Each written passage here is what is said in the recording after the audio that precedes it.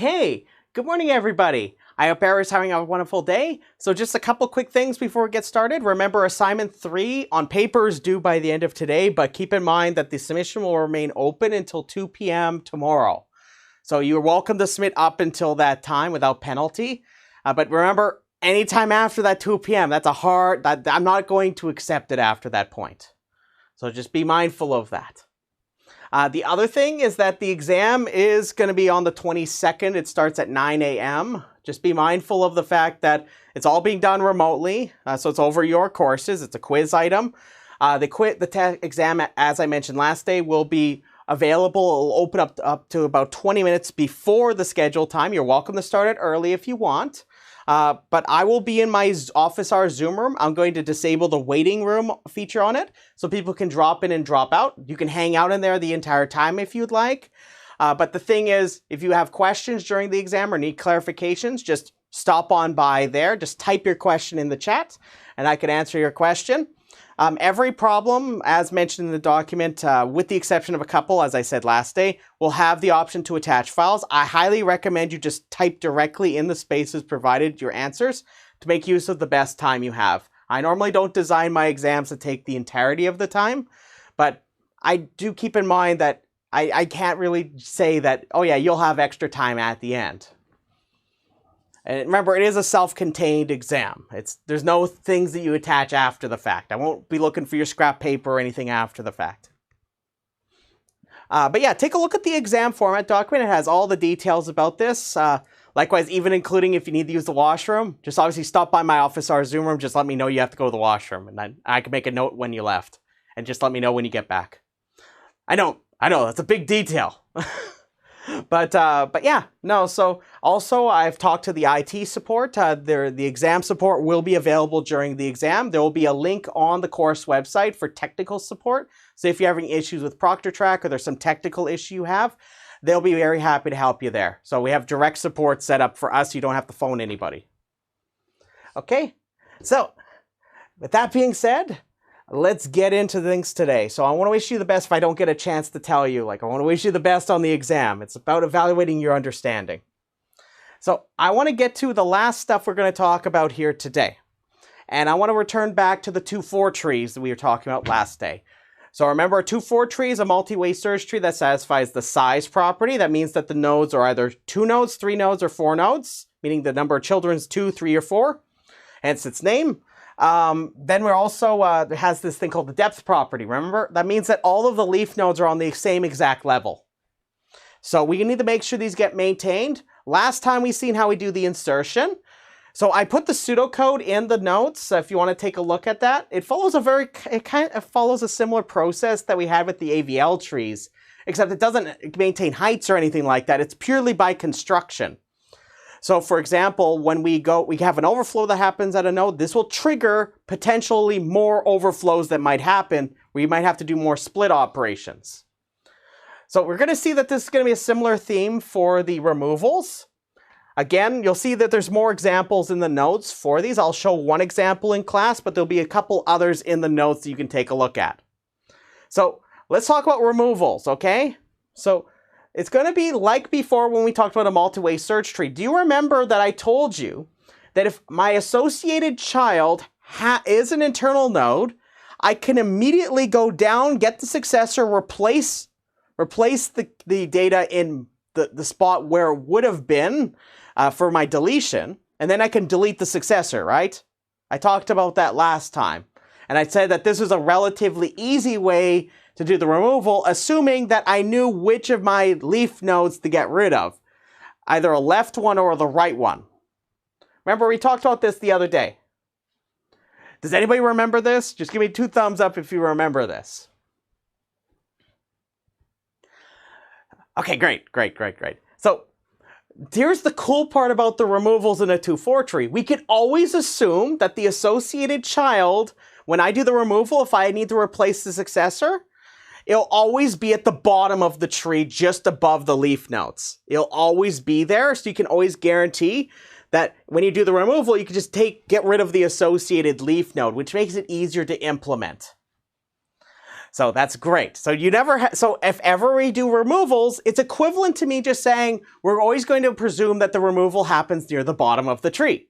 If ever happens further up in the tree, I could just compute the successor, replace that in the spot where I want to do the removal, then I delete the successor. So we're going to work within that framework here, okay? So if this happens, whenever I do a remove, I might have a 2 node that might become a 1 node. But maybe 2 nodes might become 1 nodes. Remember, we talked about when we were doing the multi-way search tree, we would just get rid of the 1 nodes. But there's a problem with that, right? Why can't I just get rid of the 1 nodes? Why can't I get rid of the 1 nodes? Remember, a 1 node just looks like this. It'll have no records in it, but it'll just have a single child like this. It looks strange, right? We're not used to seeing things like that. But why do we need, why can't I just delete that? Think back to the definition of a 2-4 tree.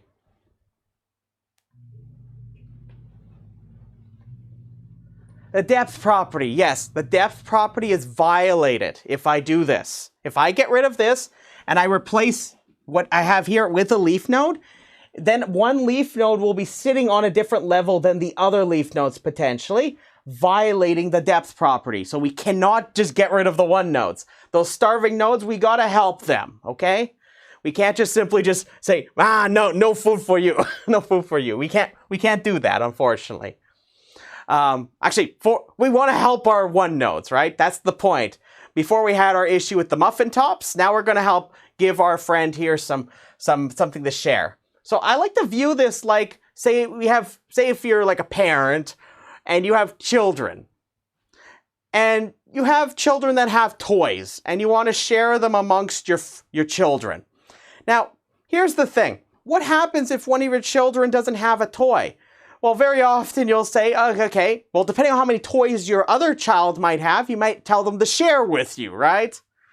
So this is actually going to be the core idea of how we're going to resolve this issue of what we call an underflow.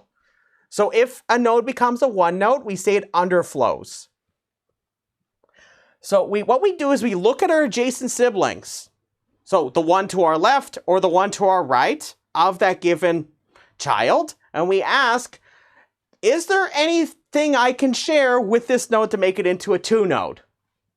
If I can do this successfully, we resolved the 2 node. Sorry, we resolved the underflow, right? So, like I said, you can imagine you're like a parent that's trying to share toys amongst your children. And you have 2 kids right beside each other, and like one's whining because they don't have any toys. The other one has too many toys. You say, "Hey, Billy, share with your brother or sister." So what the parent will do is try to share some of the toys. They'll tell Billy to share with Sally or something like that. So there's going to be a specific way this happens if I have enough toys with one of my siblings. If I don't, what happens is, well, what does a parent do if you don't have enough toys for both of them to play on their own? What might a parent tell them to do? Play together, right? Tell them to play together. So me up here being the parent, be like, hey you guys, you two got to play together. We don't have enough toys to play amongst yourselves, okay? So have a good time. So this brings me to the first of 2 possibilities that can happen then. Is what we call the fusion operation. So if I have no sibling to my left or to my right, if they exist, for say an underflow node, I need to share. But the thing is, I don't have anything to share except for the toy itself. So what I do is I perform this fusion operation. So I must stress that K and K prime in my picture here, these 2 may not exist. It may be literally just a 2 node that I have up here. So these may not exist. This will also be applicable for the other operation. So these 2 keys may not actually exist. The point is that if I look at my underflow here, I have a 1 node here. I look at one of my siblings. In fact, I may have one over here, but neither of them have enough toys to share, as in records. They don't have enough. So what we're going to do, to resolve this issue is we're going to perform a fusion operation that's going to fuse together these two nodes. So I'm going to take this, and I'm going to take this key from up here, and I'm going to fuse this all together into one node here. So then it now no longer is a one node, it is in fact a 3 node now. But yeah, so now just like I was talking about, now they can work, they can play together, right? But now I've given them enough toys that they can play together. So are there any questions about the fusion operation? So all it is that you instead, since I don't have any sibling, I can share their toys. Like if actually a question for you. Why can't I just hand like this one over? Well, I could do that, right? Like that's something I could totally do, right? But here's the thing. I maybe run into the possibility of another fusion needing to happen again and again and again. And so all it's going to do is just percolate things down. Instead, I want to take advantage of the fact that, and this will be an intuition we're going to have in a moment, is that fusions we don't want to do very often. Instead, we want to do this other operation I'm going to show you here. But here's the catch. When I make this into a 3 node as opposed to a 2 node, I could do more removals at that node without incurring the wrath of a fusion operation. So this is why we're going to do it this way. But here's the thing. By merging them like this, I have a question. When I brought that K2 down here, what can happen at U? What can happen at U regardless? But keep in mind, this is what the fusion operation, how it's defined. But what can happen? It can become a 1 node, right? So multiple fusion operations may happen. So this might happen at U now. U might underflow. And then I'll have to do potentially another fusion operation. Just like you know how we talked about the split operation, how when I push them up, it can cause an overflow. Now what happens is the opposite. Now what happens is if I dump one of these records from down here, I might now have a 1 node. So now that means that multiple fusions may happen. So I'll show you an example in a moment after I show you the pseudocode of how this works. May occur. So multiple ones of these may occur because it may take a 2 node and make it into a 1 node because it might borrow from up here. Now, in contrast, the other possibility is that I do have a sibling that can share a record with my node to make it so it doesn't underflow anymore. So the other catch, so remember, one thing, the main reason why I can't just like hand this over to this one is because this one would underflow, right? So I don't want that to happen. That's actually the reason why I need to do both of these together, is that I can't just hand this over here, right? It'll cause an underflow right there. Otherwise, now I'm going to have underflows on both sides. It's just like having kids arguing with each other. We don't want that happening. So the other possibility is that I do, in fact, have a record that I can share with my sibling. So in this case, I have an underflow at V here. I imagine I have a sibling that has 2 keys in them. So what I can do is as follows. I can perform what we're going to call a transfer operation. So in the transfer operation, what's going to happen is I'm going to bring up the last record in here, and I'm going to bring down the record that is in the parent where it would have been down into the node that underflows, creating as a result the following. So it goes up, then comes down, like this. But here's the thing. I have a question for you. As a result of a transfer operation, could you underflow as a result of this?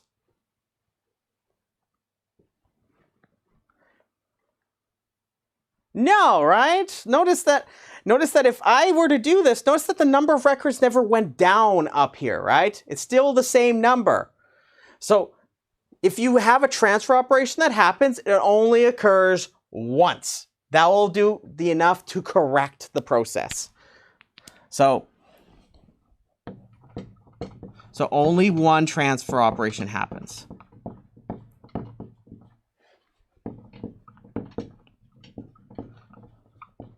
at most. So say it'd be very common for a fusion to happen, then a transfer to happen. The transfer will be what fixes this process, so you no longer have the underflow. Now, I have a question for you. What does this kind of remind you of? Does this look like something that we've talked about before? Like where something goes up and then the other thing comes down, kind of like, you imagine like a string, I'm pulling it. It looks like a rotation, doesn't it? It doesn't look exactly the same, but most certainly it is the same concept, right? Where I pull one over to one side and then I drop it down, right? But I'm maintaining the ordering. This should remind you of a rotation. This is not a coincidence. So I'll make a remark about this after, towards the last bit I have to say about 2-4 trees. So let me show you the algorithm for the removal. And I must stress that this algorithm is in the notes. So I'm going to go a little faster because I have a bunch of things I want to talk to you about today. A lot of fun, exciting things. So at least I think they're pretty exciting. So it's going to follow a very similar process that the insertion does. So what will happen is I perform the operation in mind, and then what happens is I would have it where I need to potentially perform a correction at, in our case, a node that underflows. If that gets triggered, it might percolate up the tree where I may have to keep repeatedly correcting the tree with either fusion operations or a transfer can happen and that'll correct it all. So keep in mind that a bunch of fusions might happen, but if a transfer operation happens, I don't have to do anything more if there's an underflow. So let me walk you through this. So I have the remove, and I have, as input, a root and a key. And as output, I'm not going to really have output here. I'm just going to remove it. Remove the one with the key K. So first you find the node that contains that record. And then you're going to remove it. And if you need to, you're going to replace it with the successor. Suppose it's at some node that's called V prime. Suppose that's at V prime. So if that's the case, I'm just going to reassign V prime to be whatever. So if I have V, I'm going to, if I'm considering the deletion of the successor, that's going to be what V is. So if that is needed, just like we talked about just a moment ago. So if that node underflows, then I'm going to go through this process where I may walk up the tree performing either a fusion or a transfer operation. So the first possibility that can happen is V is a root itself. So if V is the root and it underflows, what's going to happen is I'm going to, and this will actually remind you what I talked to you about last day, how the 2-4 tree grows upwards like a tree, like a flower specifically. I talked about how it's a flower that grows upwards like this. Well, what happens when you have a node that underflows at the top? Well, I'm going to cut it off like I'm cutting it off with snippers. I'm going to take that off of there, and then whatever's sitting below it is going to be whatever is left. So just like I'm pruning it right at the very top. So that's this case right here. So if that happens, I make V's first child, which would be, in our case, the only child it has, because it would be just a one node. I would just make its child the new root.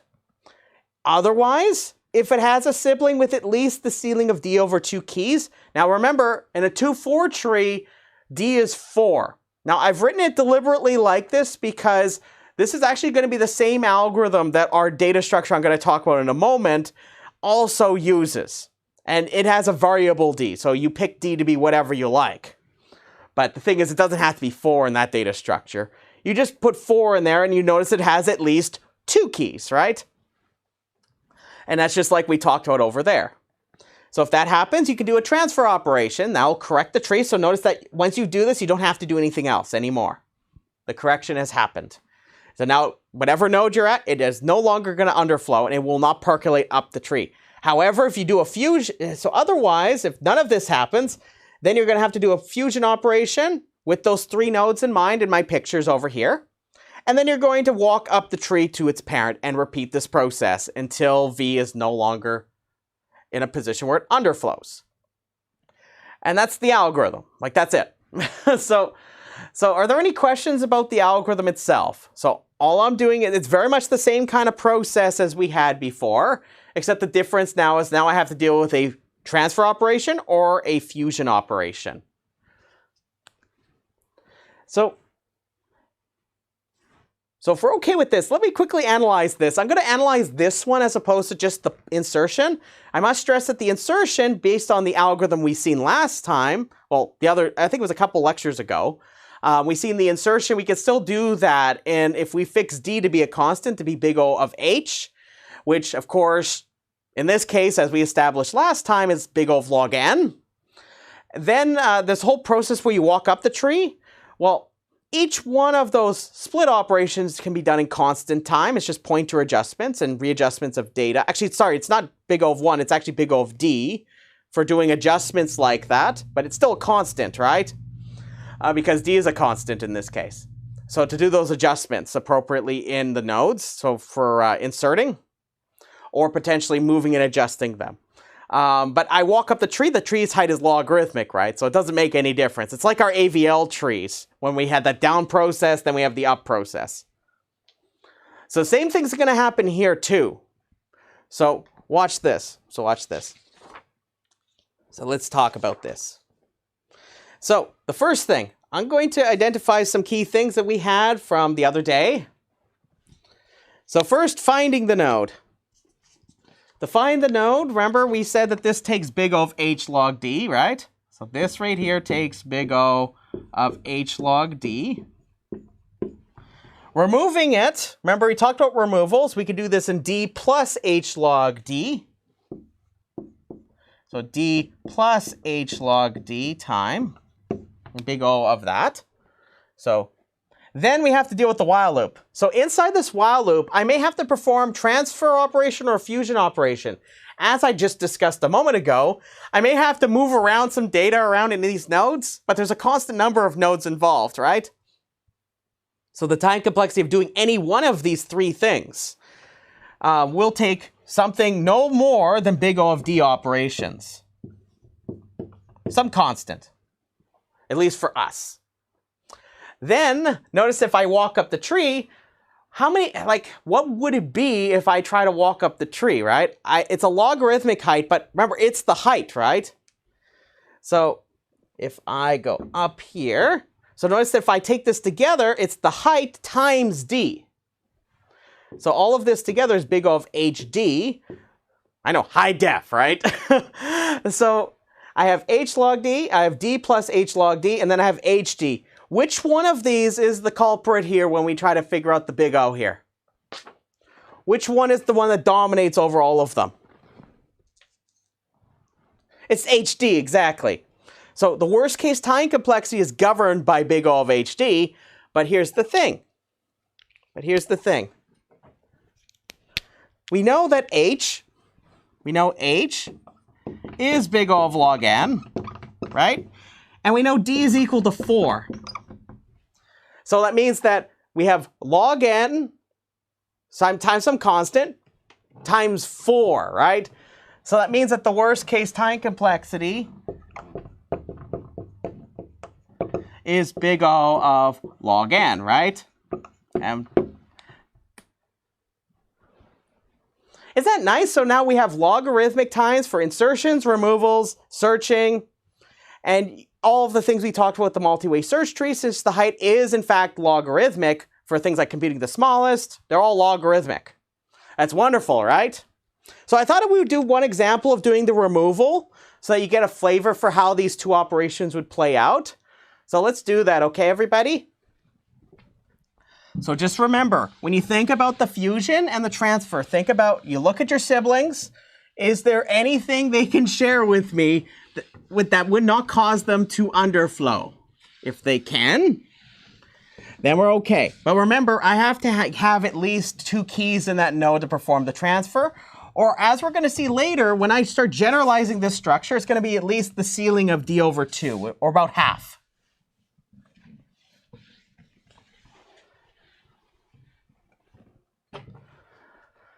So let's do an example. So I must stress again, there will be a couple more examples in the notes. So let me just get this. Actually, I'll do one here. I think there's another one in the notes here.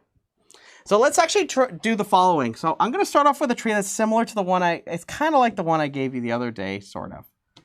So where the root is sort of sitting out here. I have 9, 3, 5, 15. So the children of 9 are these two nodes here. The first child is going to have 1 and 2 in it. The second child of 3, 5 is going to have a 4 in it. The third child is going to have 6 and 7.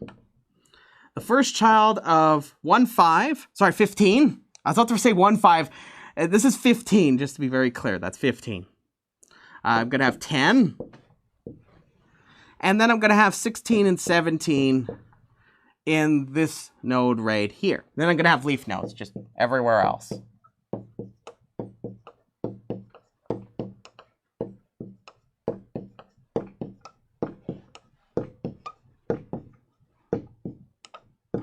Okay, so here's my 2-4 tree. So what I'm going to do is I'm going to remove 9, just to show you this process of how you'd replace a successor, just to confirm it with you. So notice that 9's way up there. If I want to get the successor, I would notice that my associated child is an internal node. Remember, it's always the one just to its right. Well, notice I can compute the successor of 9, which will give me 10. So I'm going to take 10, I'm going to put it up here, and I'm going to delete this right here. Well, notice that because this is a leaf node, I can safely get rid of this and this resulting leaf node right here. But as a result of this, I have what kind of node? What kind of node it comes as a result of this? So what kind of node is that? A 1 node, exactly. Which, does it overflow, underflow? Is it okay if I just have that sitting there? It underflows, exactly. It's an underflow here, so we need to fix that. Well, we'll notice that this underflows. So what I'm going to do is look at my sibling. So notice I have nothing to my left, and I have nothing to my right. So but actually, no, I have something to my right, right? It's right here. Notice it has 2 keys in it. What kind of operation could I do then? Notice it's just like I'm the parent here, and I'm saying I'm looking at my kids here, and I'm saying, hey, look, because remember, this is node V here. This is my sibling W, right there. I could do a transfer operation, right? Because I have 2 keys in here. I could share one with V here. So let's do the transfer operation. So I'm going to bring 16 up. 15 is going to come down, okay? So 16 comes up, 15 comes down, and as a result, you'll end up with this tree. So I got 10 up there, got 3, 5, got 1, 2, 4, 6, 7. I'm not going to draw the leaf nodes just for the sake of time here. Got 16. The first child will have 15 in it now. And then I have just 17 in here, right? Because I took out the 16. But now notice that because I did a transfer operation, so this was a transfer operation I did. A transfer operation, that means we don't have any more rebalancing or anything of that sort we need to do. In fact, we're not really balancing, we're just modifying the siblings so that they're sharing appropriately. So this would complete the process here. So I just did a transfer operation. So I thought we would, okay, let's do another one. Let's do one more. I'm looking at the time, I'm like, I really should show you what one of these fusion operation looks like. So let's do another one. I'm going to take the same tree and I'm going to do, so this is actually the second example. It's in the notes here. So I'm going to try to delete 17. Let's get rid of 17. So remember, it's right down here. So I get rid of 17. 17 is gone now. This is a 1 node. If I look at my sibling here, I only have 1 sibling, right? So if I look at WV, notice that W only has 1 key in it. So what kind of operation should I do?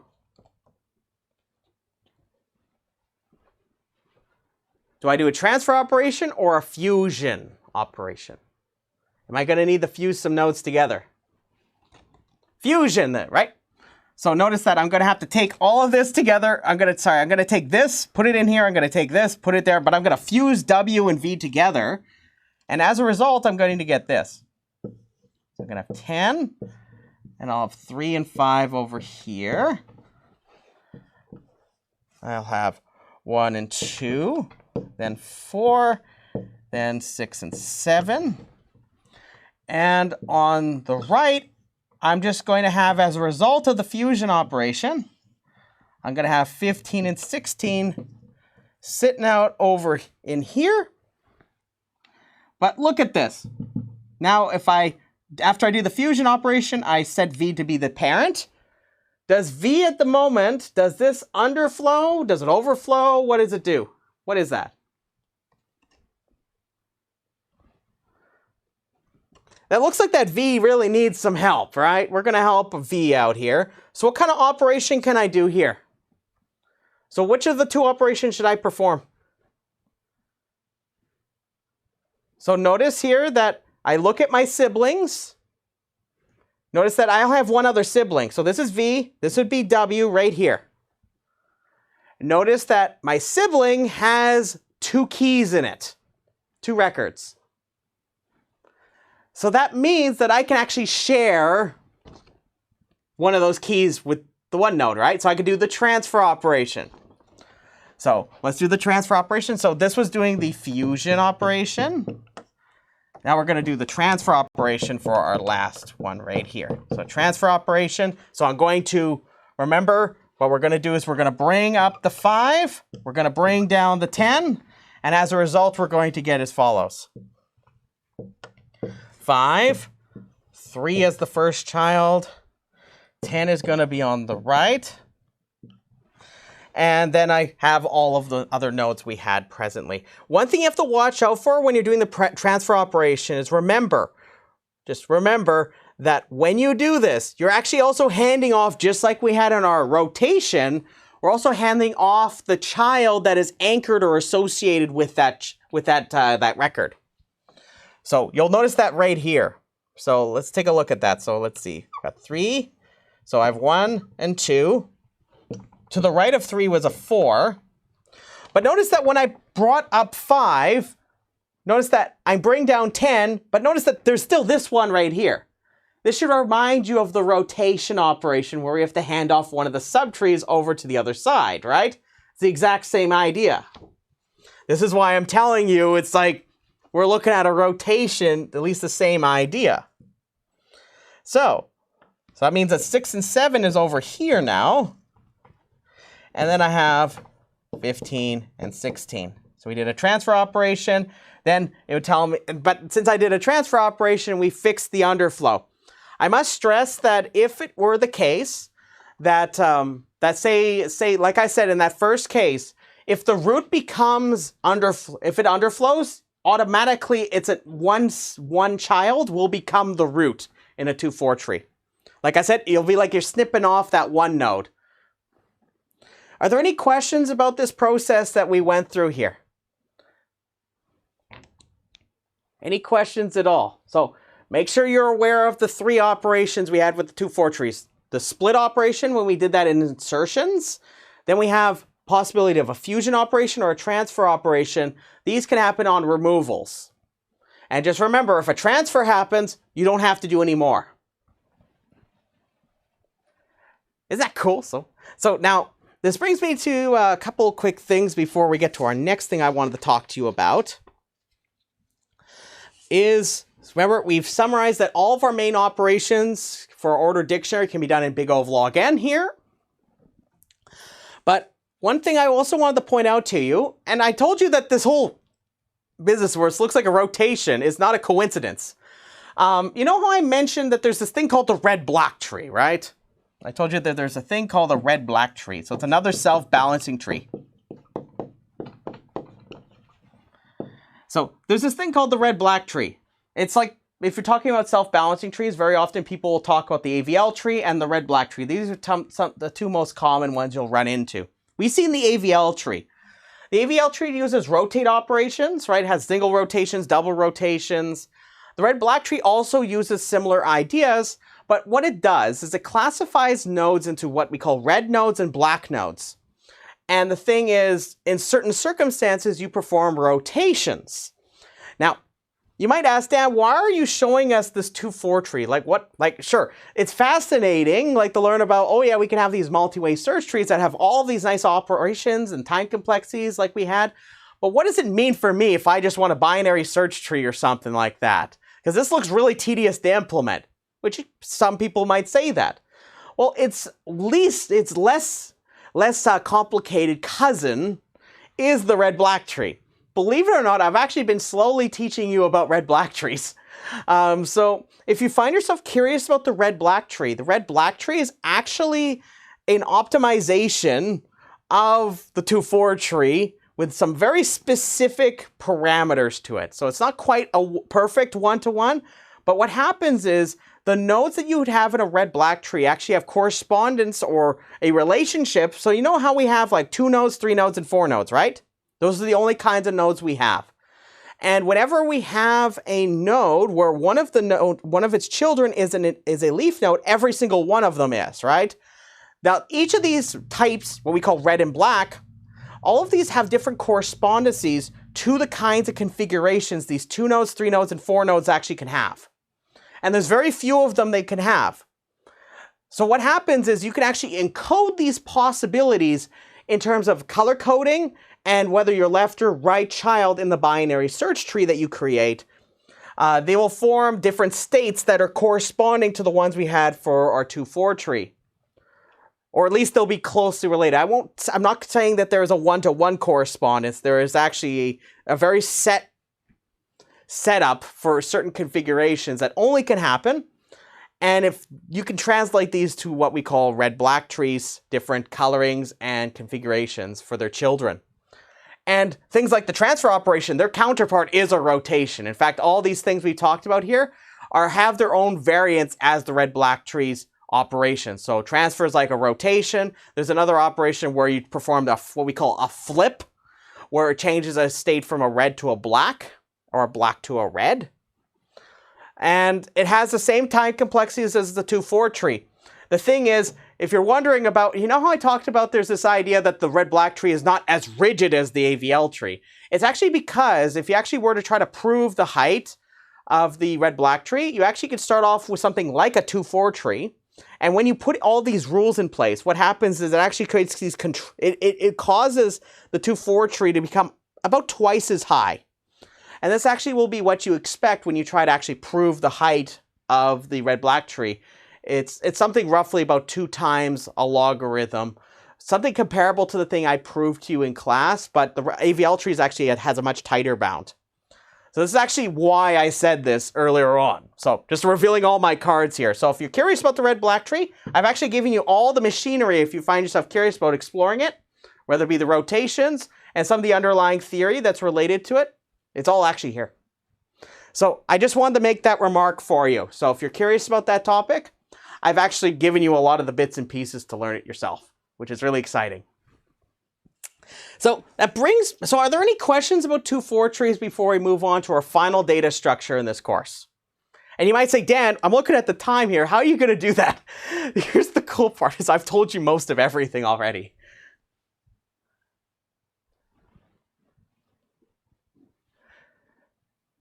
So is everybody excited to see the final data structure for the course? So we're going to see our last one. So keep in mind there's many, many, many data structures out there, but we're going to talk about this specific one because of one application it has. If we have time, I'll go into more detail about it. If not, I'll let you take a look at it in the notes. But I'm hoping I'll be able to talk about it here with you. It's pretty slick. It has some strange but also exciting implications. Mention that we haven't talked so much about like file systems or anything like that. And you'd think in a data structures class that might come up at some point. I want to try to address this. So if, say, for example, if you're interested in a topic like databases or things like that, this might give you something to kind of sink your teeth into.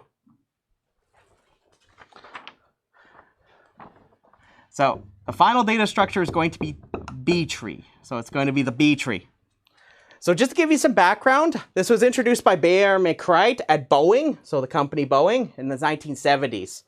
Now, people debate about what, so just for the purposes of fun, I want to bring up that people debate about what the B in the B tree represents. So I'm hoping by the end of this lecture, I'll be able to convince you of what B might represent. So let me define this for you. Well, actually, one thing I'll mention here is that these belong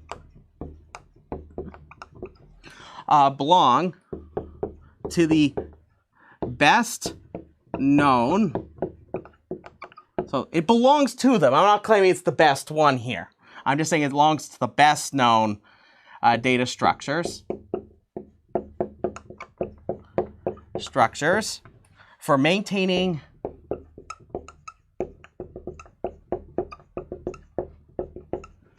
things like dictionaries. We've been talking about this for quite some time, in external memory. I'll have some stuff to talk about here in a little bit about that.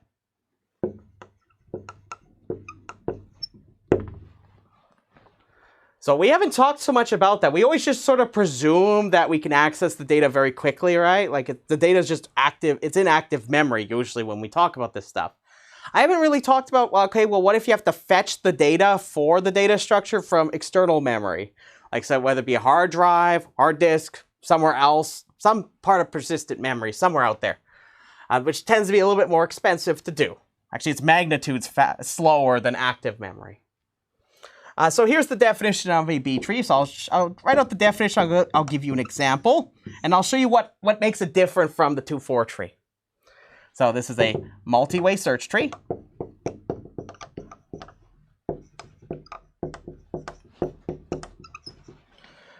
T with order D.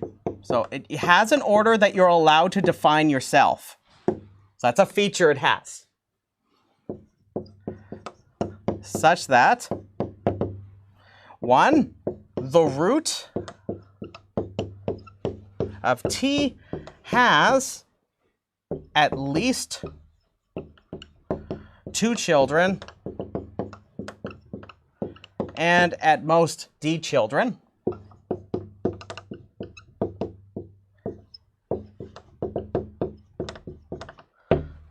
So that's the first property. So the root is going to be special in regard to every other internal node. Before, when we had the 2-4 tree, it was just about the internal nodes, right? The root node is going to be special here, okay? The number of children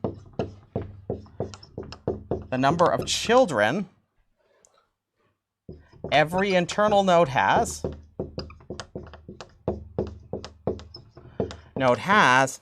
is at least that S is getting a little close to that D for my paste. At least D over 2. So number of children is at least the ceiling of D over 2. Like that sort of came up earlier. I talked a little bit about that. And at most D. So this is one thing that makes it a little different than what we had before. We had at least 2 and at most 4 with the 2-4 tree. Now it's going to be that it's at least the ceiling of D over 2 and at most D. So that's the next property. The last one is it satisfies the depth property. So it's the exact same one we defined when we talked about the 2-4 tree. So notice that property number 2 is just a generalization of the one we had for the 2-4 tree, because notice that if you just looked purely at this definition, if I just make D is equal to 4, so I'm going to say notice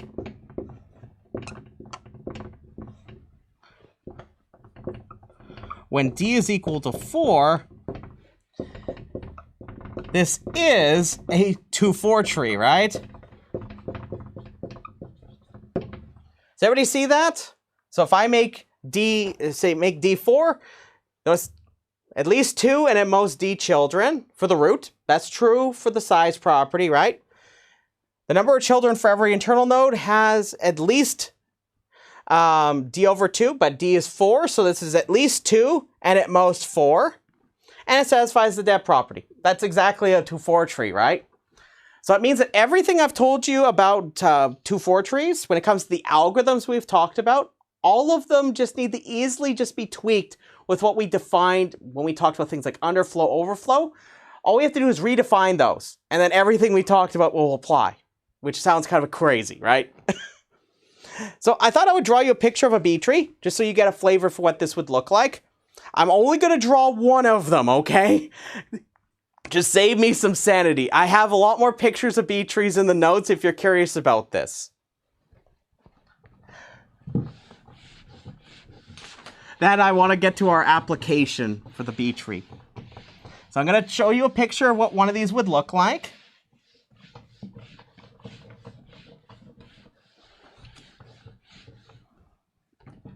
I'm telling you, there's going to be a lot of leaf nodes. I'm not even kidding. So here we go. So the root is going to be a 30. I'm hoping I drew this wide enough. We have 11 and 21. Hoping I drew this wide enough, man. 35, 42, 50. And I'm going to have 3 children for this left child here. I'm going to have 4 children for the right child of 30.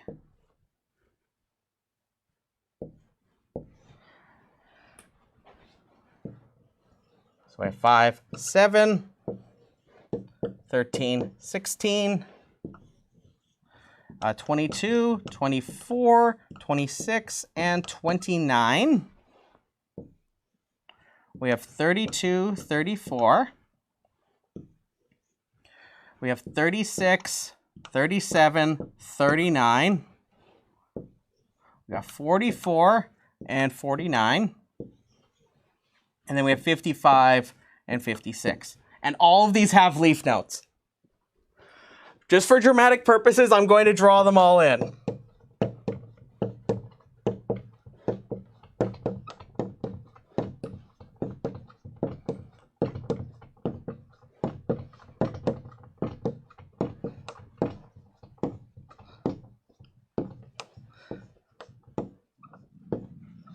There's your leaf nodes. So notice that if we take a look at this B tree, so first, is this a B tree? So before we get anything, so first let's look for property number 1. The root has at least 2 children, and it has at most D, whatever D is. D is the order. We have to determine this. So normally when we have a B tree, we define the cap on what D can be. So you think D as a parameter, just like we talked about before. This is actually why I said that the other day.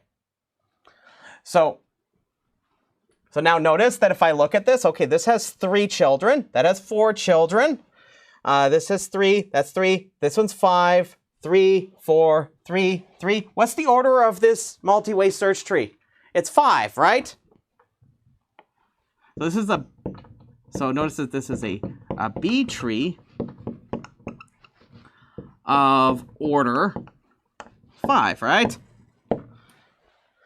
So I want you to think about this, because remember, it isn't just simply just, oh yeah, we're allowed to have, like remember, it still says that the number of internal nodes has to be, the number of children. In this case, that means that the number of children, if I pick 5 to be the order of this tree, it has to be that it's at least, it has to be that there's at least D over 2 children. So in this case, 5 over 2 rounded up is 3, right? So in this case, this would equal 3. So for example, if I were to examine this node here, and suppose I ignored, say, the 7 here with the associated leaf node, would this be a B tree if I took away 7 there? If I took away 7, would this still be a B tree of order 5? No, right? Because that would violate property number 2. It'd be just like when we talk about the 2-4 tree if that was a 1 node. We would say, no, it violates the size property, right? So that brings me to talking about some properties that B trees have. So the first thing I want to tell you about a B tree is that, so the first thing I want to tell you, other than the definition, is that the height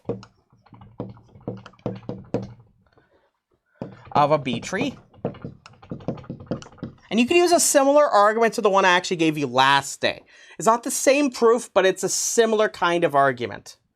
The height of a B tree is big O of log base D of n. The base here really matters because notice that this tree, if you make D really big, it makes the tree even more bushy. Does everybody see that? So it means it has many, many, many children.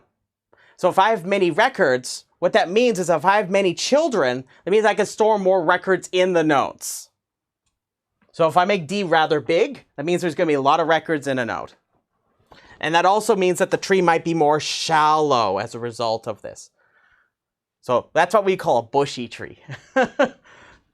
So anyways, that's one thing. So anything I told you about the 2-4 trees with the insertion and removal, if you take a look at their algorithms, they're actually defined exactly in the way that we would need for the B tree. There's just one thing I did not tell you about is, what does it mean to underflow and overflow? So it's going to have the same algorithms from a 2-4 tree, except we're going to define the underflow and overflow differently. So instead of it being an underflow of 1 node and a 5 node for the overflow, we're going to say a node overflows if it becomes a D plus 1 node, and a node is going to underflow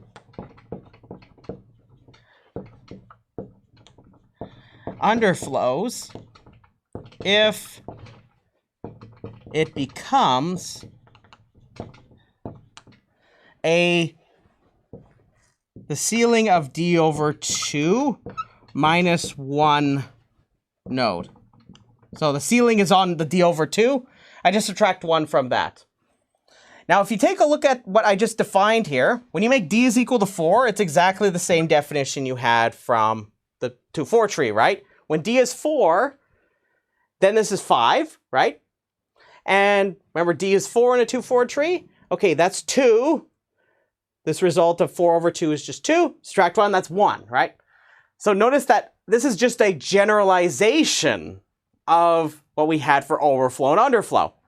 So the main difference here is that when overflows and underflows happen now, an overflow, again, will still split nodes just like we had before, but when we have an underflow that happens, sometimes the fusion operations may lump together more records than just one off of one sibling. It'll be just like a whole bunch of records if D's rather big. Is that clear, everybody? So that's only stuff I need to tell you. Everything else that I've just described to you before is just as true when you redefine these. Is that cool? So I've told you everything you need to know about a B tree at this stage. If you're curious about how the insertions and removals will look like I mentioned, take a look in the notes after class. I'm going to post that afterwards. And it has some discussion there as well. What happens when you do the transfer and the fusion operation, how many keys could be in a node, just to help you convince yourself that these would still be okay to do with the same algorithms we had. So that brings me to talking about one last thing I really wanted to talk to you about. So first, before we proceed, is the definition of a B tree clear to everybody? So just think of it like a generalization of the 2-4 tree where you have control over D. So if you fix D, so you make D a constant, you get the logarithmic running times we had before. which is one feature of the B tree. So you can decide what D is. So I want to spend the last bit of our lecture talking about why we might call this a B tree. So this is just me speculating, and I hope that it might convince you. I'm being a bit playful with this, but anyways. So why would we call this a B tree? So I'm hoping to convince you that it has something to do with how you might use the B tree.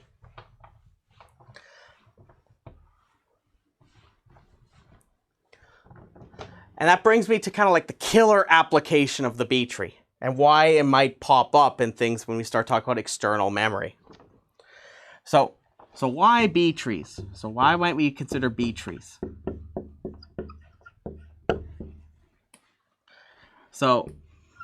So computers have a memory hierarchy. Now, how many of you have ever heard of the idea that the computer has a memory hierarchy? So remember, we talked about this idea that, oh yeah, a lot of things sort of organize themselves into hierarchies. Like we talked about file systems, for example. We talked about organizations. They form into hierarchies. But that also means that the structure for which we manage memory also follows something akin to this too. But I'm going to draw you a picture, and this is going to hopefully give you an idea of how memory gets organized on a computer when we use it with the CPU. So this is I would consider this a valuable picture for stuff that's beyond this course. So I'm hoping this will give you a flavor for like what's going on underneath the hood. We're not going to talk so much about those specifics here. Those are for other CS courses to do, like your systems classes or architecture classes to talk about. But I want to kind of introduce this to you if you've never seen this before. So imagine I have the CPU. Now, normally when we deal with the CPU, sometimes there's memory that is built with the chip in mind, so it's on chip. But we have, either way, it is directly connected regardless to what we call volatile memory. So we have this idea of volatile memory, which is connected to the CPU. So this is volatile memory. So this is the kind of stuff that when you turn off your computer, that goes away. This is your active memory. So what's directly connected to the CPU are your registers. And I'm going to draw the boxes for these things in proportion to roughly, like just keep in mind the sizes I draw these boxes in. It'll give you a rough idea of like I'm trying to show you kind of like magnitudes of how much more memory there might be. So the CPU will interact with registers, which store the values for which you're fetching instructions. It performs them. Then, if ever you need to retrieve something for active memory that we need to put in for one of these registers, we can access it from what we call a cache, which is used to speed up these lookup operations in active memory. Because even then, jumping from a cache to the register, this is still a request for memory. And then naturally, and I must stress that this box will be much, much bigger than just this one.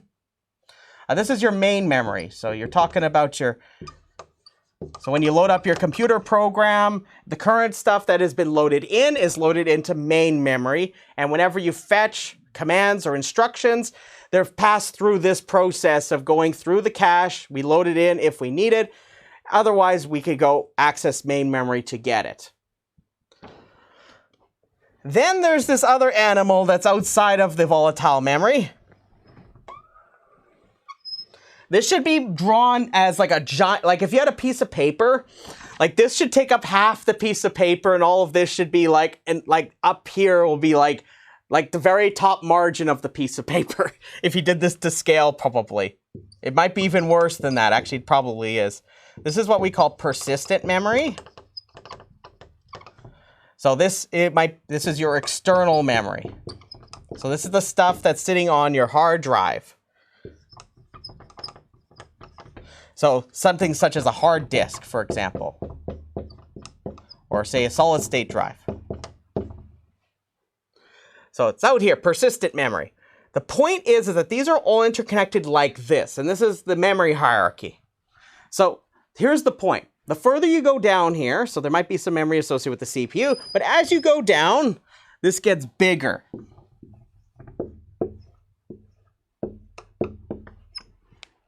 But the point is the closer you get to the CPU, the faster we can make those requests.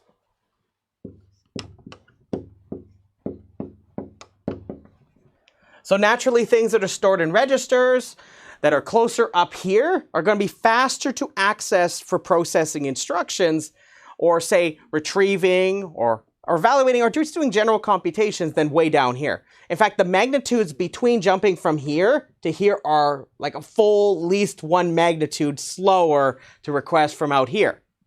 So naturally, it would like to have some way of being able to do this faster if ever I need a request from external memory to put it into main memory.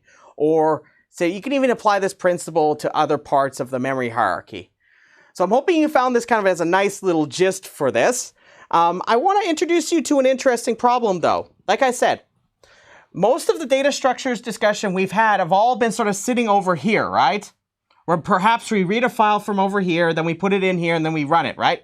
We build up our data structure, we put it in there, and we imagine it's all in the main memory, right? That's at least what we like to imagine when we're running the execution of these programs.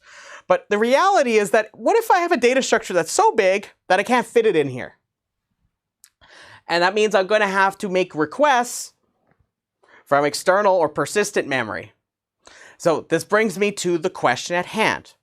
Is there a way I could design a data structure that minimizes, or at least attempts to minimize, the number of memory or I/O requests necessary to retrieve data from external memory or persistent memory?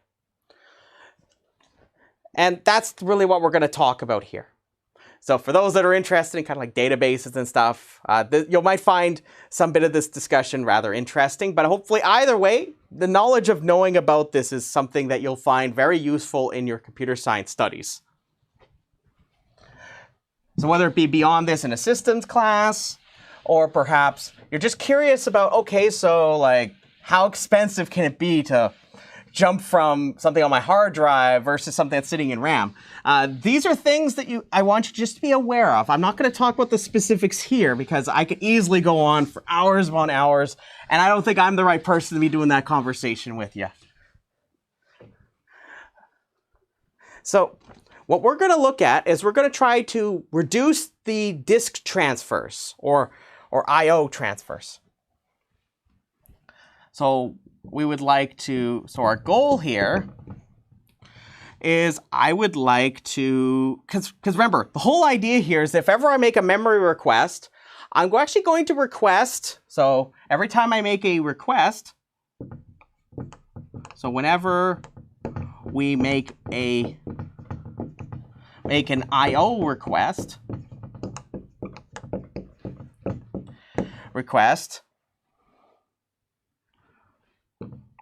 we obtain a disk block. Or you can just call it a block between external to main memory. So I make these requests, and whenever I do this, so I'll say this process is a disk transfer.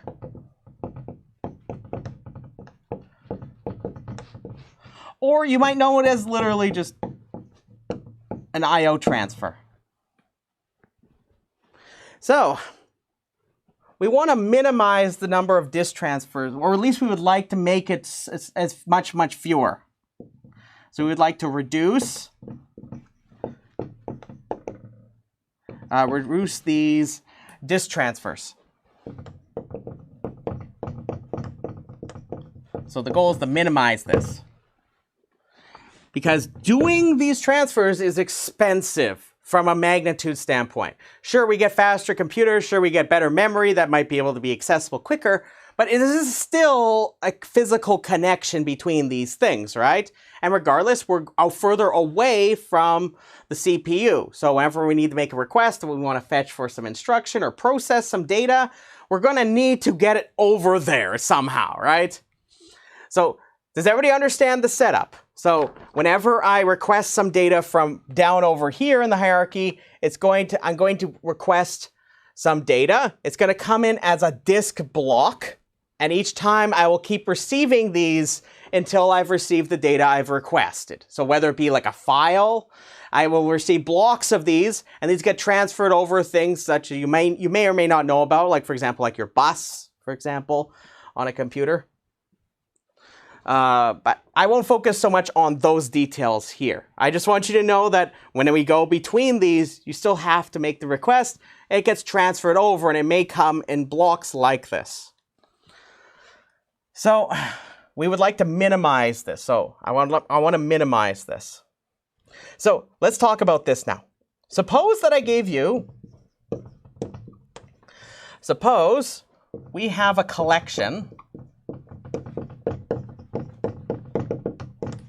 of 10 to the 10, which if you're wondering what that is, that's 10 billion. 10 billion records. Really big, right? 10 billion records. That's really... okay, some people would tell you, okay, Dan, but you know how we talked about at the beginning of this course? I thought this would be a perfect place for us to be. You know how we talk about, well, how big is big? For some people that are obsessed with data, something like this, in terms of magnitude, is something they would call big. So I thought I would start off with something really big like this. So I want to compare two data structures, and I want to imagine these as something that we can request data from so that I can load up the data structure into main memory so that I can perform my manipulations or process data from the records that are stored externally for the data structure.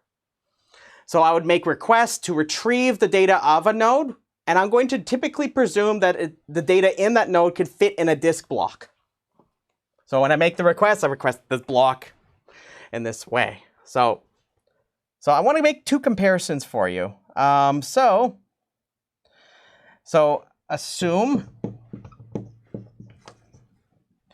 the data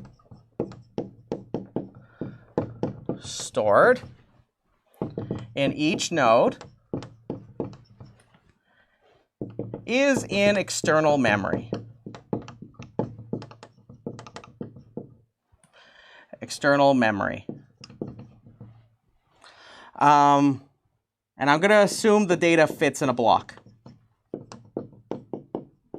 So again, I'm not going to get into the details of how that exactly works. That's more appropriate for talk about in a computer systems class. Data fits in a block. If it doesn't fit in a block, when you make one of these requests, you'll have to transfer over a few of these over and over again. Like say, for example, I have something that's twice as big as a block.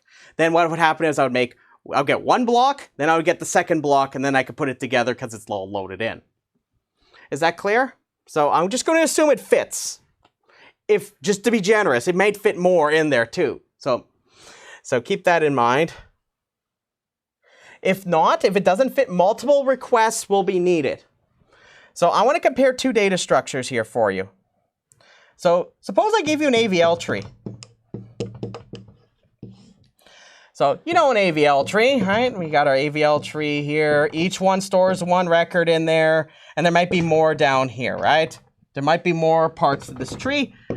What I'm saying is you're going to have each one of the data that's going to be stored in one of these nodes.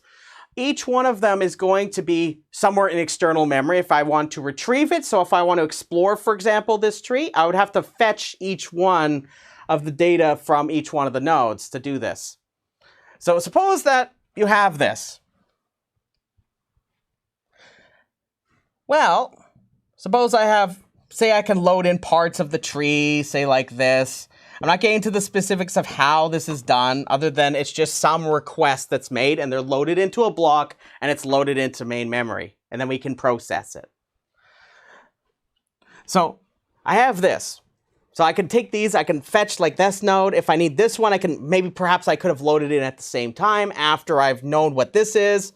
Maybe I load in parts of the tree as a file. Perhaps I may even have a file that actually stores the structure of the tree, but these are all the nodes' data are actually all in separate files, or perhaps a part of a database. So remember, what this is here is an AVL tree, right? Its height is approximately log base 2 of n, right? It's like something pretty close to that, right? Well, let's think about this. In this case, if I have 10 to the 10 records, this means that it's going to be approximately equal to, if I look at the height, which remember, that dictates how long it's going to take to get a query. Like, if I want to access, say, a node down here, I'm going to start up here and work my way down, right? So to do this, well, you can imagine the number of memory requests needed, because in the worst case, it'll be that I have to fetch from each one of the nodes as I go down. So I'll end up with log base 2 of 10 to the 10, which this is actually something about, I think it's around 33. So this would be about this many disk accesses that you would need to get your way through this tree for a request at an arbitrary node in the worst case. So about 33. Now, at first you might say, Dan, that's pretty good. That's pretty good. Well, let me show you what you can do with a B tree. So watch this. So let me compare this to the B tree. And I'll give you our last theorem for the course. So remember, in a B tree, what you can do is you can, say, for example, dictate the order. Suppose the order is 10 to 10 cubed. So I make D 10 cubed. That means that the node will look like this. So I have 1, 2, so I have 1 record, 2 records, 3 records. I'm going to have 999 records in here because it's always 1 less than the number of children. And then I would have a whole bunch of children. I'll have about 1,000 of them. So each one of these. And I'm going to presume, like I said, that each data in one of these nodes is going to fit in a block. So when I make one request, I can fetch the entire node's data in here. So this is some indexing information I might want. But here's the thing. If you look at this, you try to do the same calculation. Remember, I told you the height is approximately log base D of n, right? So it's log base D of 10 to the 10. If you put in R10 here, sorry, RD here, this will actually be approximately equal to 3. Which one looks more appropriate to use for this problem? The AVL tree or the B tree? So it means that I only need to do about 3 disk accesses or disk transfers for the B tree versus about 33 for the AVL tree. Remember, this transferring process can be rather expensive. So this brings me to the last theorem. If you give me 1 minute, I can state that. And we'll be wrapping things up here, okay, everybody? So this is the last theorem for the course. And I'm hoping that I may have convinced you what this B might mean with the following. This is just me saying things, right? So I'm hoping that I might have convinced you. So watch this. So here we go. So what I'm going to do is I'm going to presume that D is going to be big O of capital B, where capital B is going to be the block size. So I'm going to let D be big O of capital B, where capital B is the number of elements in a block.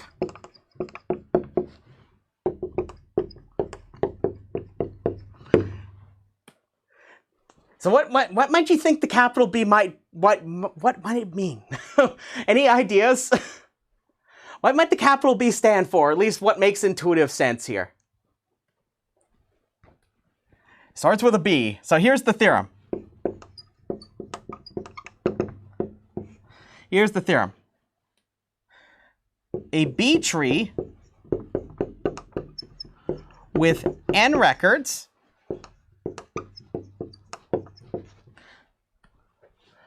performs big O of log base B of n disk accesses for retrieval, or what we call get or update operations.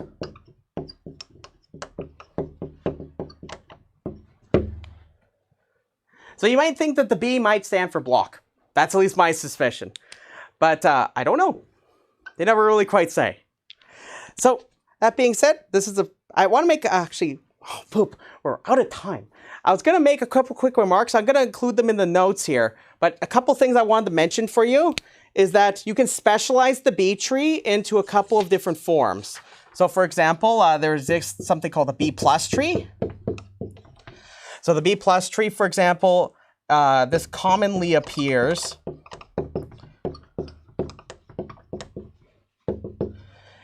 in file systems and relational databases. Relational databases. So if you ever hear about indexing and all that stuff, it's actually related to the idea of this B tree, which has a couple wrinkles that it does to change up what the B tree is. So that being said, this is the perfect place for me to stop. I want to say thank you very much for everything this term. And it was a pleasure to be your professor. It's always an honor to be able to do that for my students. And I want to say thank you for the opportunity to be your professor. I want to say thank you and all the best. So I'll say thank you very much and have a beautiful day and good luck on the exam.